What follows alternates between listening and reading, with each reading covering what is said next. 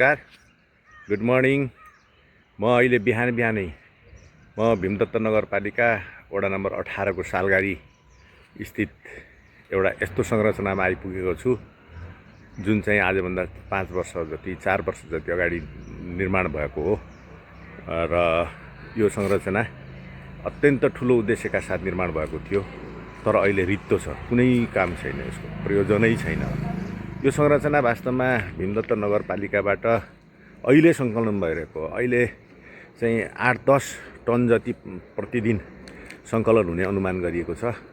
त्यो 8-10 टन फोहोरलाई यहाँ ल्याएर चाहिँ यहाँ चाहिँ सर्टिङ गर्ने अर्थात् छानेर चाहिँ काम लाग्ने, फेरि पुनर्प्रयोग हुन सक्ने, रिसाइकलिङ हुन सक्ने फोहोर चाहिँ बेच्ने र बाँकी फोहोरलाई डम्प गर्ने र कम्पोस्ट हुन सक्ने फोहोरहरूलाई चाहिँ कम्पोस्ट बनाउनका लागि बेच्ने या कम्पोस्ट बनाउने उद्देश्यले यो हल निर्माण गरिएको थियो।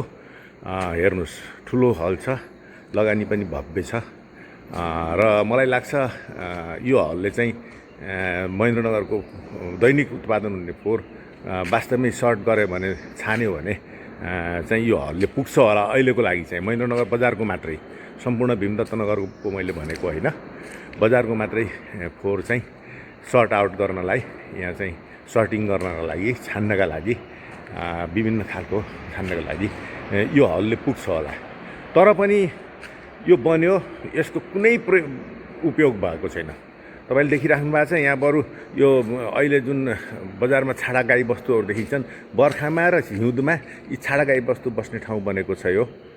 यो हाम्रो दुर्भाग्य हो, के गर्ने। अब यस्तै छ भीमदत्त नगरपालिकाको हाल खबर। हामीले संरचनाहरू बनाएका छौँ, यस्ता तमाम संरचनाहरू बनेका छन्। संरचना बनाउनमा चाहिँ भीमदत्त नगरपालिका एकदमै अरूभन्दा अगाडि छ जस्तो लाग्छ। म तपाईँलाई यही हलबाट एउटा अर्को संरचना पनि यहीँ देखाउँछु। यी संरचना बनाएर संरचना उपयोगहीन संरचनाहरू र अनावश्यक संरचनाहरू बनाउने काम चाहिँ विगतमा एकदमै ठुलो स्तरमा भएको थियो भीमदत्त नगरपालिकामा। म तपाईँहरूलाई यहीँबाट एउटा भव्य बिल्डिङ देखाउँछु पछाडिपट्टि। अस्ति मैले तपाईँहरूलाई अगाडिपट्टि देखाएँ, म तपाईँलाई पछाडिपट्टि देखाउँछु। हेर्नुहोस्, त्यो ठुलो भव्य बिल्डिङ छ, यो सिंहदरबार हो भीमदत्तको। ल हेर्नुहोस्, यो सँगै हो भीमदत्त नगरपालिकाको कार्यालय पछाडि नै हो यो सर्टिङ सेन्टर पनि। यसरी चाहिँ हाम्रो आएको, हाम्रो बजेटको चाहिँ दुरुपयोग भइरहेको छ। काम छैन, प्रयोजन छैन, उद्देश्य राम्रो भए पनि प्रयोजन हुन नसक्ने विभिन्न योजनाहरू यहाँ खर्च भइरहेको छ। यो दुःखदायी कुरा हो।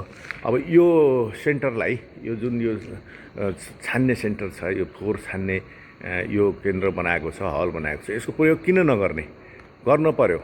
सहरको फोहोर पहिला यहाँ ल्याउने, यहाँबाट पुनर्प्रयोग गर्न सक्ने चिजहरूलाई पुनर्प्रयोग गर्नेका लागि छुट्याउने र कबाडमा बेच्ने, या आफैले यहाँ कुनै किसिमको क्रसिङ गरेर त्यसको चाहिँ अलिकति भ्यालु एड गरेर दिने, जैविक मल बन्न सक्ने चिजहरूलाई जैविक मलतर्फ पठाउने।